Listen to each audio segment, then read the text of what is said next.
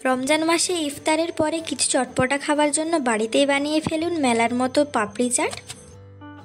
আজকে এই পদ্ধতিতে বানিয়ে দেখুন, খেতে খুবই মুখরোচক হবে। তো চলুন শুরু করা যাক। পাপড়ি চাটটি প্রথমেই তৈরি করার জন্য নিয়ে নিয়েছি দুটো আলু, আপনারা আপনাদের পরিমাণ মতো নিয়ে নেবেন। তারপর এগুলির খোসা ছাড়িয়ে এইভাবে কেটে নিচ্ছি। আলুগুলিকে কাটা হয়ে গেলে জলের মধ্যে দিয়ে দেব যাতে কালো না হয়ে যায়। কেটে রাখা আলুগুলিকে গরম জলের মধ্যে সেদ্ধ করে নেব, তাতে দিয়ে দেব পরিমাণ মতো লবণ। এবার ঢাকা দিয়ে সেদ্ধ হতে দেব। এবার একটি বোল নিয়ে তাতে দিয়ে দেব 1 কাপ ময়দা, আপনারা এটিকে কমিয়ে বা বাড়িয়েও নিতে পারেন। এবার দিয়ে দেব স্বাদ মতো লবণ। আমি এখানে জোয়ান ব্যবহার করছি, আপনারা চাইলে কালো জিরেও ব্যবহার করতে পারেন। এবার দিয়ে দিলাম জোয়ান। এবার সমস্ত শুকনো উপকরণগুলিকে হাতের সাহায্যে ভালোভাবে মিশিয়ে নেব। শুকনো উপকরণগুলিকে মিশিয়ে নেওয়ার পর তাতে দিয়ে দেব 3 থেকে 4 চামচ রিফাইন্ড তেল। তেল দেওয়ার পর সব কিছুকে হাতের করে এইভাবে মিশিয়ে নেবেন। বেশ কিছুক্ষণ মেশানোর পর যখন দেখবেন এইভাবে মুঠো করা যাচ্ছে, তখন বুঝবেন যে পারফেক্ট হয়েছে। এবার নর্মাল জল দিয়ে ময়দাটিকে ভালো করে মেখে নেবেন। এটি মাখার সময় আপনারা কিন্তু অল্প অল্প করে জল দিয়ে মাখবেন, না হলে কিন্তু বেশি নরম হয়ে যাবে। ডোটিকে দেখুন ঠিক এরকম একটু শক্ত করে মেখে নেবেন। মেখে নেওয়ার পর সামান্য তেল হাতে নিয়ে ডোটিতে মাখিয়ে রেখে দেবেন। ময়দাটি মেখে রেস্টে রেখে দিয়েছি। দেখুন এর ফাঁকে আলুটিও সেদ্ধ হয়ে গিয়েছে। এই সেদ্ধ করা আলুটিকে এবার ছেঁকে নেব। তার জন্য দেখুন ঠিক এরকম একটি ছাঁকনি নিয়েছি, এতে ঢেলে দেব। আলুগুলি ঠান্ডা হতে থাক, তার ফাঁকে আমি কেটে নেব শসা। এখানে আমি একটা শসা ব্যবহার করেছি, আপনারা কমিয়ে বা বাড়িয়েও নিতে পারেন। শসাগুলিকে এবার আমি এইভাবে কেটে নিচ্ছি, আপনারা আপনাদের পছন্দ মতো কেটে নেবেন।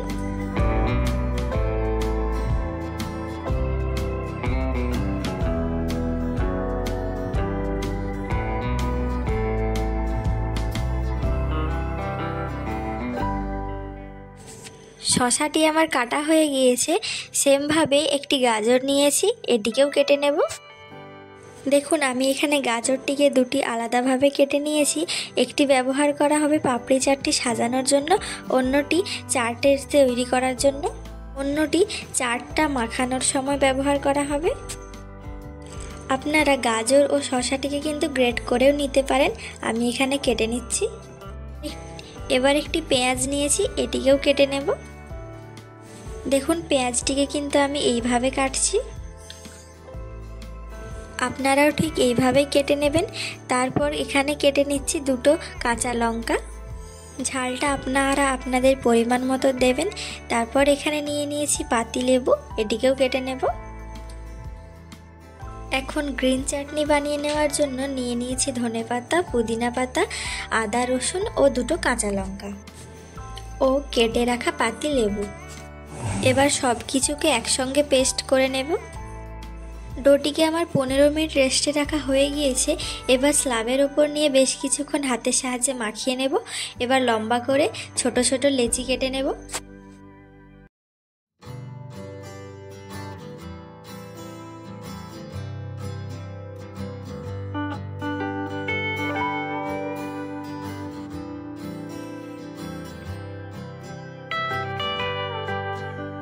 একটি লেচি নিয়ে হাতের সাহায্যে গোল করে নেব।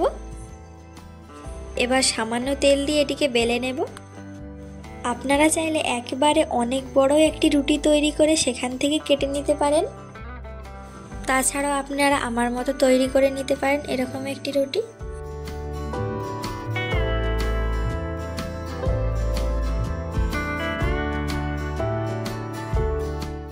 তারপর একটি কাঁটা চামচের সাহায্যে এইভাবে ফুটো করে নেব। এবার এরকম একটি গ্লাস নেব। এরকম গ্লাস তো আমাদের বাড়িতে সকলেরই থাকে। এবার এটির সাহায্যে কেটে নেব ছোট ছোট করে। কত সুন্দর তৈরি হয়ে গেল দেখুন। এইভাবে সবগুলিকে তৈরি করে নেব।